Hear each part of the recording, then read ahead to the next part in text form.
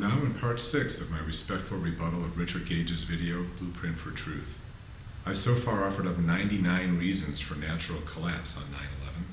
Now we'll look at Richard's claims around the pulverization of the concrete and the metal decking. In our March 6, 2011 debate, Richard said, quote, "We see a 2-story pile of debris. How many floors are found? None. What we see are core columns and perimeter columns. No concrete. Let's see if these 3 claims are true as we go along." Now the view of the thick dust clouds blanketing lower Manhattan are horrifying. When the Twin Towers collapsed, 220 acres of gypsum, concrete, and even some metal decking were ground into dust.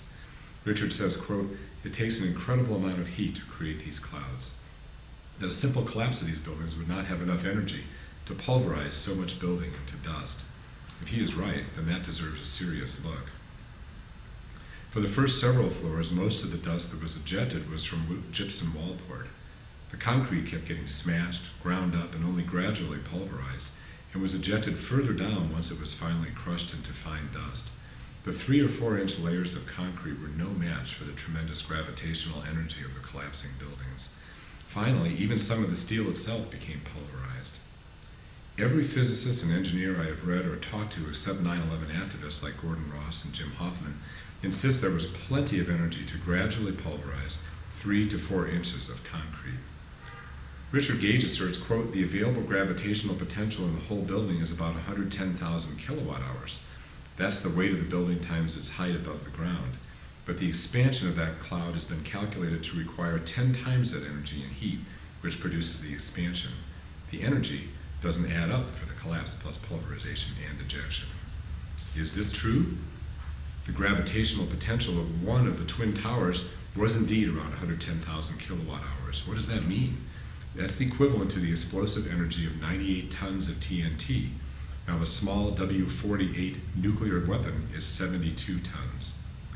Richard Gage's dust calculations come from a 2004 paper by Jim Hoffman, where Hoffman calculated the energy required for the dust cloud to expand to the size it attained shortly after the collapse, which he assumes cannot have been done with the dust mixing with the air. So he says the initial expansion of the dust cloud must have been due to either A, thermal expansion of the air, or B, expansion of the cloud by steam boiled by collapse energy. Since the dust cloud shortly after the collapse occupied 3.4 times the volume of the tower, he claims the expansion of the dust cloud required in excess of 1 million kilowatt hours, which must have come from the explosives or incendiaries. The amount of explosives required is about 1,000 tons of thermite, and believe me, a blast that big would not have made the tops fall. They would have gone way up into the sky. That dust cloud would have been over 1,300 degrees, roasting anyone in it to death. If the expansion were due to steam, this requires over 2 million liters of water to have been boiled off during the collapse. In 2004, Hoffman said he was working on a revised version of the paper to address these problems, but as of 2011, he has not yet produced it. To pulverize almost all the concrete, we would need explosives covering every inch of the building. Why would they do that? Right after the collapse, rescue crews walked on cool surfaces. 4,000-degree nanothermites on top and on every 2 or 3 floors are inconsistent with this fact. Richard Gage asserts that, quote, "There's hardly any macroscopic pieces of concrete, but this picture shows the debris pile was covered with concrete, originally from lower floors, which didn't have time in the collapse to be fully pulverized. The sandy surface is larger particles of concrete not yet pulverized because they came from lower floors."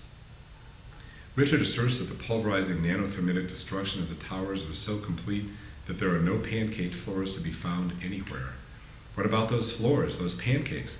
If this was a pancake collapse, we're looking for some pancakes down there. How many floors do we find at the bottom? Not 50, not 10, not even 1. Well, actually, here is a firefighter's photo of 20 pancake stories from an FDNY website, corroborated by several first responders. Quote, "My gang cut away a section of a wall. We counted 14 floors compressed into 8 feet, as ironworker Terry Strobel talking to PBS in a show called America Rebuilds." Another quote, "2 weeks after 9/11, engineers Pablo Lopez and Andrew Pontevorco are walking into the basement sublevel at the ruins. They discover a solid rock-like mass where the basement levels of the tower had been, and see the recognizable traces of 20 floors, very much like geologic strata, revealed by a road cut, compressed into 10-foot vertical span. Nothing between the decks was recognizable except as a rocky, rusty mishmash. That's James Glantz and Eric Lipton in 102 Minutes. And I'm not sure, but I wonder if this picture on the lower right from Richard Gage's own video is actually another example of pancaked floor layers. Richard's assertion that the floors were blown apart in every direction by explosive nanothermites instead of being pancaked down in a natural collapse is flatly contradicted by photos and by eyewitness testimony. Now let's talk more about those 4,500 degree explosives. They would do a lot more than just blow the floors apart in every direction. If there were tons of super hot nanothermites, then it would have created pyroclastic dust flows of 1,400 degrees like the 2009 Indonesian volcano. Scalding dust killed people or burned their lungs, and thousands of them desperately needed ventilators. This may look like the density floor of 9/11, but at night you'll see this dust is red hot. Is there even such a thing as 4,000 degree dust? Why did the people who were covered in fresh dust and debris not have third-degree burns all over their bodies and scalded lungs? That never happened on 9/11. I hypothesized that the 9/11 dust would have been maybe 20 or 30 degrees warmer because some floors were very hot and the rest of the building dust was cool. Our March 6th debate moderator, Tom Keeley from Rule of Law Radio, was an eyewitness who got too close to the collapsing buildings. And he told me that when the dust engulfed him, it was indeed warm, but not scalding. Even those guys who were right in closer than Tom had a horrible dusting, but the guys in this picture came out without burns or scalded lungs either. If 4,500 degree thermitic explosions were used to pulverize almost every inch of concrete in the building, then how can Richard explain the millions of sheets of unburned paper flying from tens of thousands of filing cabinets, even into the night, when paper burns at 451 degrees and 4,500 degree nanothermites supposedly blasted apart almost 100% of the concrete? If the steel were torn apart by nanothermites, then why are the flying beams all gray colored? Wouldn't they be red or even white hot on the edges, where a second below they were heated to up to 4,000 degrees? If those clean diagonal cuts on some of the debris left behind in the rubble after the collapse were nanothermitic cuts, then why aren't these diagonal cuts visible in the pictures of the flying steel beams taken during the collapse? Richard Gage brings an impressive array of eyewitnesses to his presentation, and we'll take a look at these next.